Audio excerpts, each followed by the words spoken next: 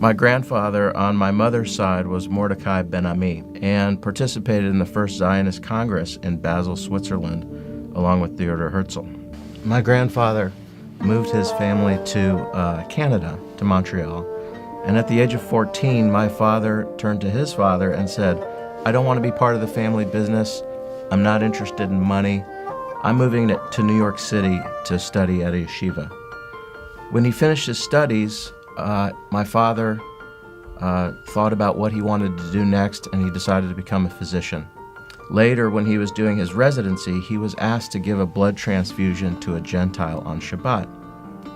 And while he knew this wasn't right under the law, it felt right in his heart.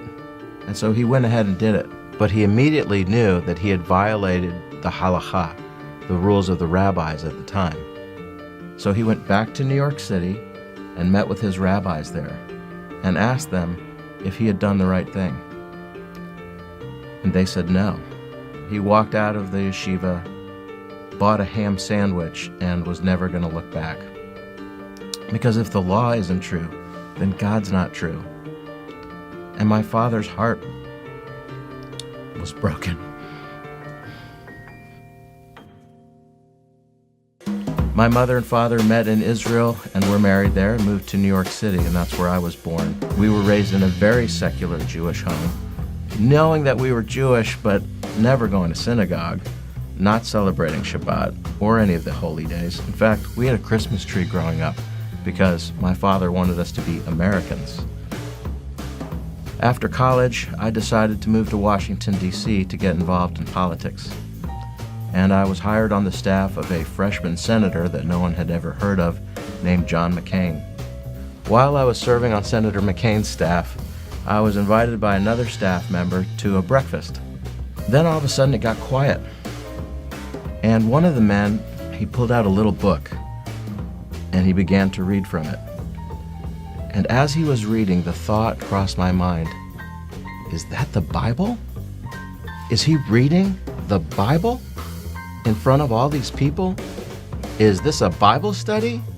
So when one of the young men turned to me after introducing himself and asked, "What church do you go to?" I looked at him very sternly and I said, "I don't." I was invited to attend the National Prayer Breakfast. And when I did, something profound happened. My two loves in life, my two passions, were politics and classical music. My hero in politics was Secretary of State James Baker.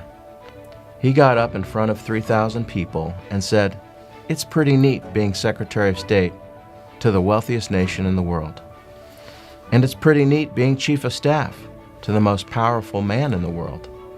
And it's pretty neat being Secretary of State to the most influential country in the world. But the thing that's really getting me up in the morning these days, and I'm excited about, is Jesus."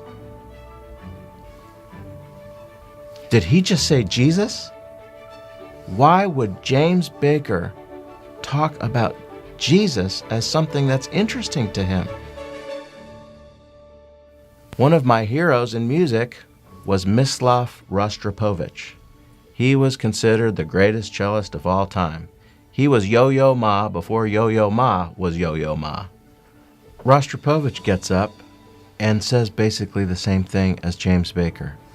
It's pretty neat being the most famous cellist in the world, but the thing that really is interesting to me right now is Jesus.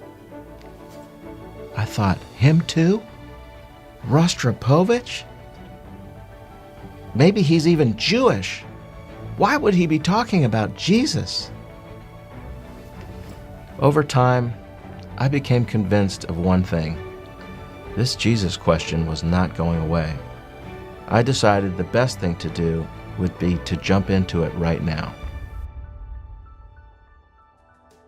So I thought a good place to start would be in the Bible. And I began on my own to start reading through the Bible for the first time ever in my life. I started in Genesis, and I read a chapter every day. I made it all the way through the Tanakh, And then I came to the book of Matthew, and I read through the genealogy of Matthew, and then I got to the Sermon on the Mount. And that's when it all came crashing in.